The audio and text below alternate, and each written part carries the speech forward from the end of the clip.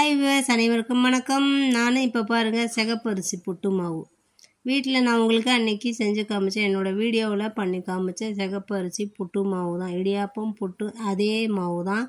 அதை வச்சு எப்படி வத்தல் பண்ணுறதுன்னு நான் உங்கள்கிட்ட காமிக்கிறேன். அதுக்கு ஒரு கப்பு மாவுக்கு 4 கப்பு தண்ணி கணக்கில் தான் நான் வச்சுருக்கேன். ஒரு 4 பச்சை மிளகாய், ஜீரகம், உப்பு, பெருங்காயம் இதை மட்டும் நல்லா மிக்சியில் ஃபைனாக அரைச்சி 1-2 அரைச்சி இந்த தண்ணியில் நான் சேர்த்துட்றேன். இந்த வத்தல் சூப்பராக செமையாக இருந்ததுங்க. அதனால தான் நான் ட்ரை பண்ணி பார்த்துட்டு நல்லா இருந்தனால உங்களுக்கும் நான் அதை வீடியோவாக போட்டு காமிக்கலாம்னு வீடியோ போட்டு காமிச்சிருக்கேன். நல்லா கொதித்ததுக்கப்புறம் இந்த மாவுக இதில் சேர்த்து நல்லா சுண்டை கிண்டிக்கிட்டு வந்தோம்னா மாவு நல்லா ஆயிரும். சாதாரணமாக நாங்கள் அரிசி வத்தல், அதுக்கப்புறம் ஜவ்வரிசி இந்த மாதிரிலாம் நாங்கள் போடுவோம்.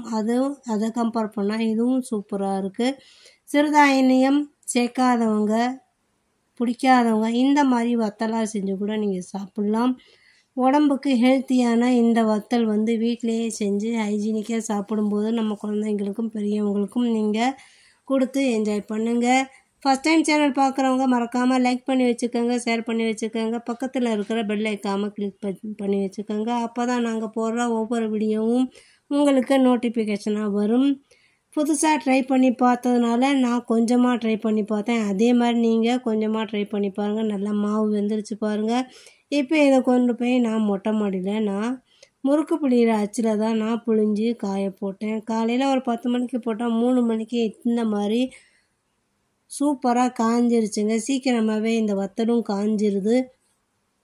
இதை வீட்டில் கீழே கொண்டு நான் எல்லாத்தையும் தனியாக பிரித்தோம்னா இங்கே பாருங்கள் எவ்வளோ நைஸாக எப்படி வந்திருக்கு பாருங்கள். வத்தல் சூப்பராக வந்திருக்கு. இந்த வத்தலை நான் உங்கள்கிட்ட பொரிச்சும் காமிச்சிடறேன் பாருங்கள். வடை சட்டியில் கொஞ்சோண்டு எண்ணெய் ஊற்றி நல்லா பொரிச்சா பொரியவும் வருது. மற்ற அரிசி வத்தலை கம்பேர் பண்ணால் இந்த வத்தல் ரொம்ப சூப்பராகவே இருந்ததுங்க. வீட்டில் இதே மாதிரி நீங்கள் ட்ரை பண்ணி என்ஜாய் பண்ணுங்கள். வீட்டில் உள்ள பெரியவங்களுக்கு கொடுங்க, நீங்கள் சாப்பிடுங்க. இதுக்கு வேலையெல்லாம் ரொம்ப ஒன்றுமே இல்லைங்க. சும்மா அதை கொதிக்க வச்சு கிண்டி காய போடுறது மட்டும்தான் வேலை. இங்கே பாருங்கள், மொறு வத்தல் சூப்பராக ரெடி ஆயிடுச்சு.